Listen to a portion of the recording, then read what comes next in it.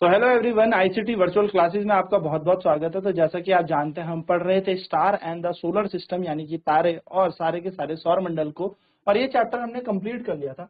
तो कुछ यहाँ पर इंपॉर्टेंट पॉइंट्स हैं जो हमने इस चैप्टर में पढ़े हैं, क्योंकि हमने पूरा चैप्टर तो ऑलमोस्ट कंप्लीट कर ही लिया है।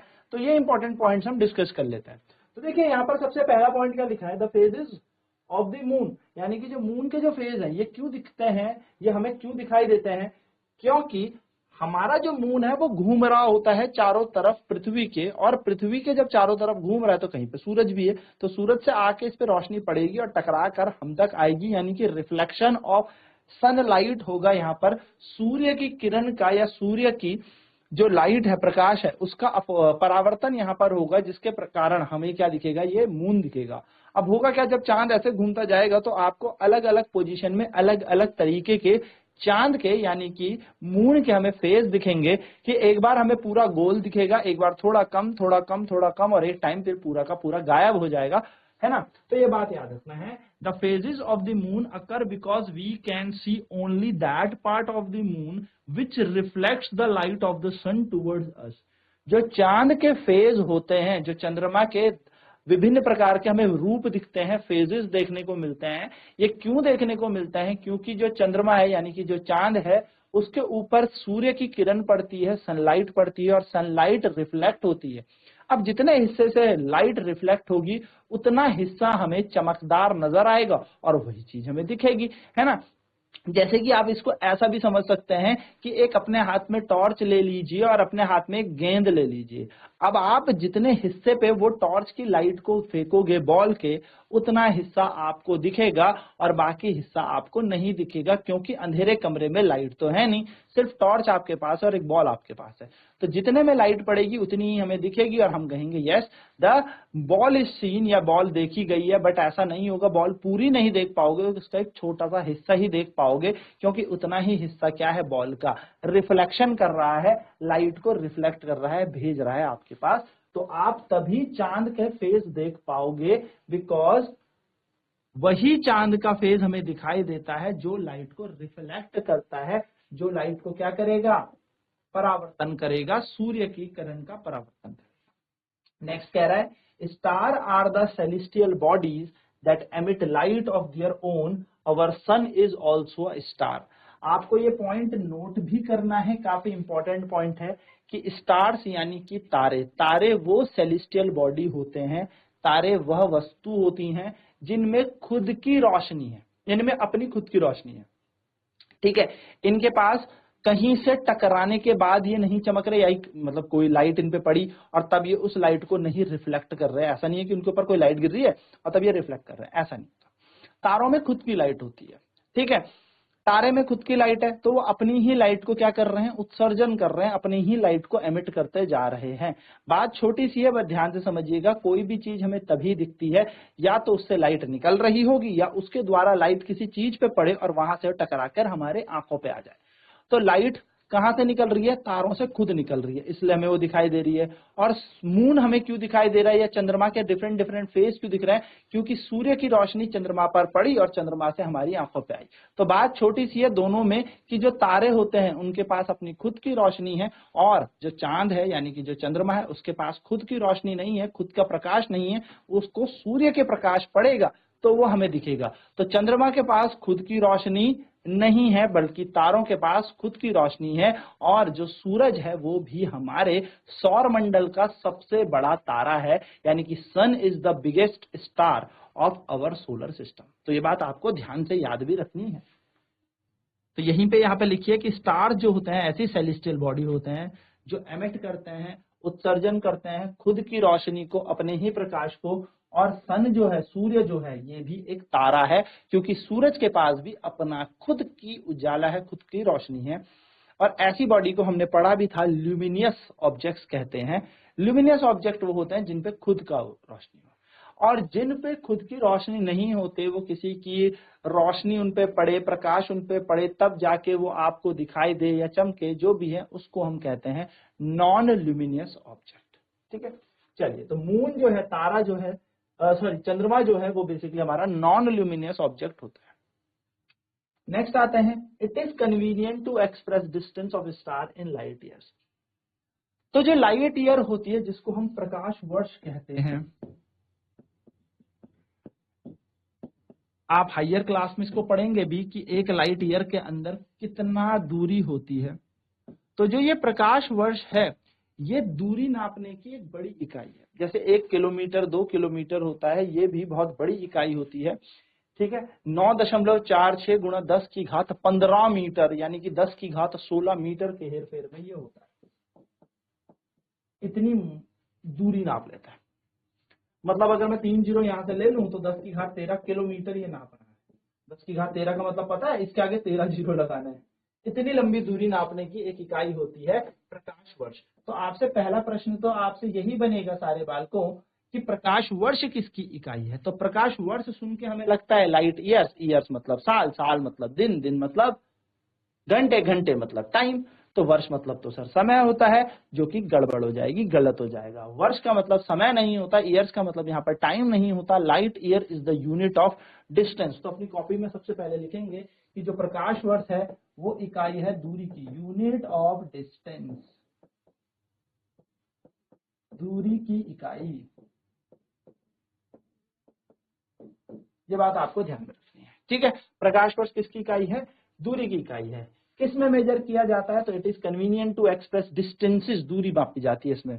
तो अब यहां से कोई तारा इतनी दूर है तो हम उसको कैसे बोलेंगे? इतने किलोमीटर दूर है? नहीं, हम बोलेंगे इतने लाइट ईयर दूरी पर है। ठीक है, तो ये बात आपको समझनी है कि लाइट ईयर जो है, प्रकाश वर्ष जो है, it is the unit of distance. ये एक दूरी की इकाई है और इससे बड़ी बड़ी दूरियां नापी जाती हैं। पृथ्वी से सूर्य तक की दूरी, पृथ्वी से किसी चांद तक की दूरी, या कोई एक ऐसा स्टार है, कोई एक ऐसा तारा है जो बहुत दूर है, उस तक की दूरी अगर हमें नापनी है तो हम लाइट ईयर बेसिकली यूज कर सकते हैं। Next, stars appear to move from east to west. तो जो तारे होते हैं वो कैसे मूव करते हैं? वो ईस्ट टू वेस्ट चलते हैं, पृथ्वी के उल्टे है। ठीक है, पृथ्वी जो घूमती है वो वेस्ट टू ईस्ट घूमती है। ठीक है, चलिए next, the pole star appear to be stationary from the earth. हम अगर देखेंगे तो जो ध्रुव तारा है, जो ध्रुव तारा है वो हमें कैसा दिखेगा? स्टेशनरी दिखेगा, एक जगह पे टिका हुआ ही दिखेगा। क्योंकि ये किस डायरेक्शन में है? ये पृथ्वी जिधर घूम रही है, पृथ्वी हमारी जिधर घूम रही है, ये उसी डायरेक्शन में ये भी घूमता है। यानी कि ये तारा और हमारी पृथ्वी जो है वो एक ही दिशा पे घूमती है, इसलिए हमें वो क्या दिखता है? घूमता हुआ नहीं दिखता, स्टेशनरी दिखता है। तो देखो यही कह रहा है, और हमारी बहुत ही एक्सिस के पास है। यानी कि देखो जो चीज यहाँ से घूमेगी ना, जैसे आप लोगों ने एक लट्टू घुमाया होगा, लट्टू, तो लट्टू जब आप घुमाओगे तो आपको साइड से लट्टू घूमता हुआ नजर आएगा। लेकिन जब आप लट्टू ऊपर से देखोगे ना, आपको घूमता हुआ नजर नहीं आएगा। ऊपर से वो डंडी आप देखोगे तो वो घूमता हुआ नजर नहीं आएगा, वो डंडी आपको स्टेगनेंट दिखेगी, सीधी दिखेगी, जिस लट्टू को घुमाया है। तो वो जो लकड़ी है, वो डंडी है, या फिर वो कह लीजिए वो जो लाइन है जो इस लट्टू को घुमा रही है, इस पूरे के पूरे लट्टू को घुमाने का काम कर रही है, that is axis of rotation. उसे कहते हैं घूर्णन अक्ष। उसी को कहा जाता है पृथ्वी की घूर्णन अक्ष, जिस पे पृथ्वी घूम रही है। तो पृथ्वी तो लट्टू की तरह ही घूम रही है। तो जैसे पृथ्वी लट्टू की तरह घूम रही है, जैसे लट्टू घूमता है, तो हर लट्टू पे, हर चीज पे एक्सिस ऑफ रोटेशन होगी। उस रोटेशनल एक्सिस के ऊपर वो दिख रहा है तारा। अब ये घूमते जाए तो घूमते जाए, ये तो इसी के ऊपर है, तो इसलिए हमें स्टैग्नेंट दिखता है, यानी कि इट डज नॉट मूव। तो याद रखेंगे, the pole star is stagnant, it is immobile. कह सकते हो ये चलता नहीं है, ये अपनी ही जगह पे घूम रहता है, close to the direction of the axis of the rotation of the earth। next हमने पढ़ा था constellations। so constellations are the group of stars that appear to form recognizable shapes। constellations क्या होता है? तो तारे ना मिलके गुच्छे में रहते हैं, एकदम गुच्छे में तारे रहते हैं। तो गुच्छे में जब तारे रहेंगे तो क्या बनाएंगे? कॉन्स्टिलेशन बनाएंगे। What is constellation? कॉन्स्टिलेशन का मतलब हो गया आपका कि तारे जब गुच्छे में रहेंगे और वो कुछ शेप बनाएंगे, बियर जैसी शेप बनाएंगे, या किसी लड़की की तरह शेप बनाने लगेंगे, या फिर सप्तऋषि मैंने आपको बताया था कि वो पूंछ जैसी और कुछ तरीके का शेप बनाते हैं। तो कोई ना कोई ऐसा शेप बनाएंगे जो हमें दिखेगा, ऐसा लगेगा कि हम किसी को जानते हैं। पेड़ जैसा शेप होने लगेगा, यानी कि तारे इस तरीके से हैं कि जब हम उन्हें दूर से देखेंगे तो it looks like a tree, tree जैसा देखने को मिलेगा, कोई भालू जैसा देखने को मिलता है। तो अलग अलग तरीके के ये शेप्स होते हैं, इनको बोलते हैं कॉन्स्टिलेशंस। तो constellation is nothing, it is just a group of the star that appear to be to form a recognisable shape. यानी कि एक ऐसा ग्रुप, ऐसा समूह होता है तारों का, जिससे हमें ऐसा लगे कि अच्छा ये तो जाना पहचाने कोई आकृति है। उस ऐसी आकृति वो बना देंगे कि हमें लगेगा कि हमसे इसको हमने कहीं देखा है पहले भी। ऐसे को बोलते हैं कॉन्स्टिलेशंस। तो फटाफट से ये 3-4 पॉइंट्स मैं आपके सामने रख रहा हूं, फटाफट नोट करेंगे, then we will move forward. फटाफट से नोट करें।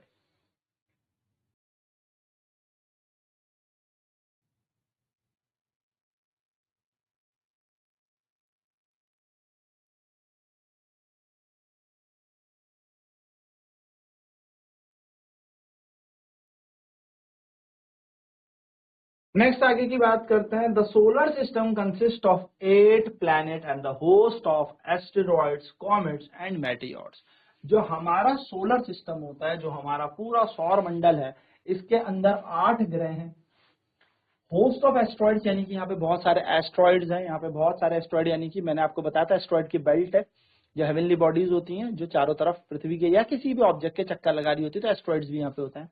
कॉमेट्स भी होते हैं यहाँ पे, और मेटियोर्स भी होते हैं, यानी कि मेटियोर्स मैंने आपको बताया था ना कि मेटियोर, मेट्रॉइड और मेट्राइड क्या होते हैं, तो इन तीनों में फर्क होता है। तो मेटियोर्स भी यहाँ पर होते हैं, जो पूंछ जैसे दिखते हैं, तुम्हें टूटता हुआ तारा दिखता है। तो इस तरीके से हमें बेसिकली क्या देखते हैं, सौर मंडल में इतनी सारी चीजें होती हैं। याद रखिएगा हमारे सौर मंडल में 8 ही ग्रह हैं, टोटली 8 प्लैनेट्स आर देयर, और इन 8 प्लैनेट्स का आपको पूरे के पूरे नाम भी याद रखना है। समटाइम्स आपको नाम लिखने के लिए आ जाएंगे कि कितने प्लैनेट हैं, तो 8। ठीक, कौन कौन से हैं? मरकरी, वीनस, अर्थ, मार्स। ठीक है, मरकरी, वीनस आता है, फिर अर्थ आता है, फिर मार्स आता है, फिर जुपिटर आ गया, फिर यूरेनस, फिर नेपट्यून एंड सैटर्न। इस तरीके से बन जाता है। ठीक है, इनकी क्रोनोलॉजी भी याद रखिएगा किस तरीके से आता है। ठीक, तो ये बहुत इंपॉर्टेंट है, आपसे 8 पूछेंगे। प्लूटो हमारे सौर मंडल का हिस्सा नहीं है, Pluto is not 9th planet. 9 ग्रह नहीं है हमारे, 8 ही ग्रह हैं, यानी कि 8 ही ग्रह हैं। ठीक है, तो ये बात याद रखिएगा। इसमें एस्ट्रॉइड्स भी होंगे, कॉमेट्स भी होंगे, और मीटियोर्स भी आपको देखने को मिलेंगे। नेक्स्ट है, a body revolving around any another body is called satellite. बिल्कुल, अब आप इसको ऐसे समझ लीजिए कि जैसे ये एक वस्तु है और इसके चारों तरफ मैं ऐसे चक्कर लगा रहा हूं, मैं इसके चारों तरफ घूम रहा हूँ, zoom zoom zoom zoom zoom zoom, मैं इसके चारों तरफ घूम रहा हूँ ऐसे। ठीक है, ये है, और मैं इसके चारों तरफ घूम रहा हूँ।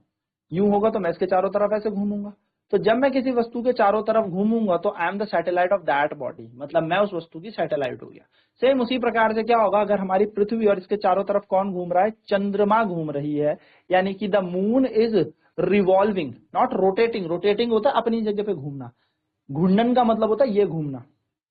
जैसे ये है ना, मैं अपनी जगह पे घूम गया, this is the rotation, it is known as rotation, this is something घूर्णन, इसको कहते हैं घूर्णन, घूमना। एंड किसी के चारों तरफ घूमना, जैसे ये मैं यहाँ पे रख दूं, मैं यूं भागते भागते भागते भागते भागते इसके चक्कर काटने लग जाऊं, इसको बीच में रख दूं, तो उसको बोलते हैं रेवोल्यूशन। जैसे आप खो खो खेलते होंगे तो सारे लाइन में होते हैं और आप क्या करते हो, रिवॉल्यूट करते हो, उनके चारों तरफ भागते हो। खो खो में ऐसे ही होता है। ठीक है, तो जो कोई भी वस्तु किसी दूसरी वस्तु के अगर चक्कर काटेगी, तो जो चक्कर काट रही है यानी कि the revolving body is known as satellite, यानी कि उसको हम उपग्रह कहते हैं, उपग्रह। ठीक है, ये बात ध्यान में रखना है, उसे हम उपग्रह कहते हैं। Next is moon is the natural satellite of the earth, some planet also have natural satellites. और जो चंद्रमा है वो भी एक उपग्रह है, लेकिन वो कैसा उपग्रह है? वो प्राकृतिक उपग्रह है, वो हमने भेजा नहीं है, वो भगवान ने बनाया है, वो पहले से ही बनाया है, वो गॉड मेड है, यानी वो पहले से नेचर के थ्रू बना है, प्रकृति ने बनाया है चंद्रमा। तो moon is the satellite of earth, as you know that the satellite is an object which is revolving around another object. चंद्रमा पृथ्वी का उपग्रह है, जैसा कि आप जानते हैं। उपग्रह का मतलब क्या होता है? उपग्रह का मतलब होता है कि यदि कोई वस्तु किसी दूसरे वस्तु के चक्कर काट रही है तो उसे हम उपग्रह कहते हैं। ये बात आपको ध्यान में रखनी है। तो पृथ्वी के चारों तरफ कौन चक्कर काट रहा है? चंद्रमा, है ना। तो चक्कर काटने वाली वस्तु को हम क्या कहते हैं? उपग्रह कहते हैं, यानी कि हम क्या कहेंगे? सैटेलाइट कहेंगे। तो यहाँ पर मून को नेचुरल सैटेलाइट क्यों कहा गया है? क्योंकि वो प्राकृतिक है, पहले से ही बना हुआ है, हमारा उसमें कोई हाथ नहीं है, हमने चांद को नहीं बनाया। लेकिन जैसे हम लोगों ने कोई भेजी होगी सैटेलाइट, आर्यभट्ट ने भेजी है, या बहुत सारी सैटेलाइट्स हम लोग भेजते हैं, तो जो सैटेलाइट हम द्वारा बनाई गई है, पृथ्वी द्वारा बनाई गई है, जिससे वेदर फोरकास्टिंग, कम्युनिकेशन इजी किया जाए, चैनलाइजेशन इजी हो जाए, यानी कि जिससे हम लोग संपर्क कर सकें, जिससे हमें मौसम विभाग का पता लगे। अब आप सुनते होंगे कि 3 दिन बाद बर्फ पड़ने वाली है, 1 दिन बाद बर्फ पड़ने वाली है, मैसेज आ जाता है मोबाइल के अंदर हम लोगों को कि अभी अगर आप कहीं पहाड़ों में यात्रा कर रहे हैं तो ना करें, भारी हिमपात की संभावना है या भारी वर्षा की संभावना है। ये संभावनाएं कैसे पता लगती है? These predictions can be taken with the help of these satellite communication, यानी कि सैटेलाइट उपग्रह जो ह्यूमन ने बनाए हैं, जो मनुष्य ने बनाए हैं, उनके थ्रू हम कम्युनिकेशन करेंगे and then this information is sent to you. आपको ये सारी की सारी इंफॉर्मेशन भेजी जाती है। ओके, नेक्स्ट है moon is the natural satellite, हमने पढ़ लिया कि जो चंद्रमा है वो एक पृथ्वी की प्राकृतिक उपग्रह है। बहुत सारे ग्रह हैं जिनके अपने अपने प्राकृतिक उपग्रह होते हैं। Venus is the brightest planet, सबसे चमकदार तारा कौन है नाइट स्काई में? वीनस। तो तारा नहीं है, ये प्लेनेट है, यानी कि ये ग्रह है। तो ग्रह यहाँ पर सबसे ज्यादा कौन चमकता है? वीनस, शुक्र, याद रखेंगे सबसे ज्यादा चमकता है। Jupiter is the largest planet of the solar system, सबसे बड़ा ग्रह कौन सा है? बड़ा, सबसे बड़ा ग्रह है बृहस्पति, जिसको हम जुपिटर कहते हैं। तो ये 2 पॉइंट तो आपकी कॉपी में होने ही चाहिए, not because of the science section, because it is the part of general knowledge also. आपको जीके का भी पता होना चाहिए कि कौन सा सबसे चमकदार तारा है हमारे सौर मंडल में, तो वीनस। और कौन सा सबसे बड़ा तारा है, या तारा बोल सकते हो, लेकिन होगा ये प्लैनेट, ग्रह होगा।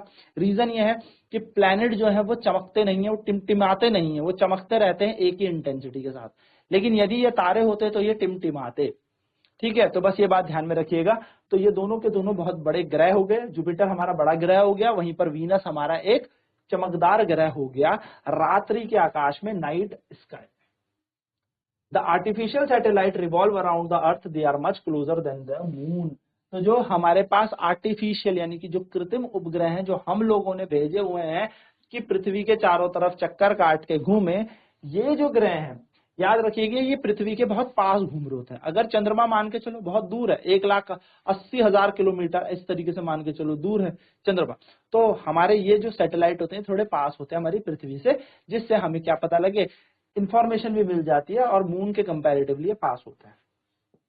तो artificial satellite are used for weather forecasting, क्या क्या काम आती है?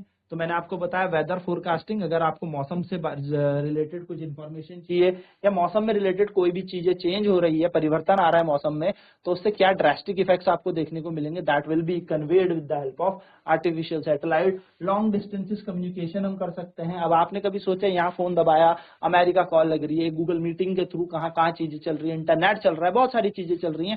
That is the thing which is possible just because of the satellite communication, यही उपग्रह के कारण पॉसिबल हो पा रहा है।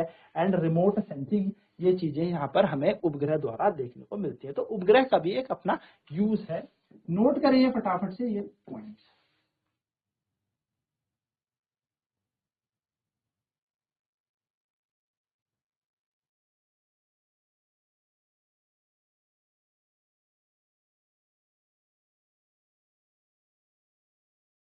तो ये चीजें आपको याद रखनी है छोटी छोटी, ठीक है। चलिए फटाफट से इनको नोट कर लीजिए, बढ़ते आगे।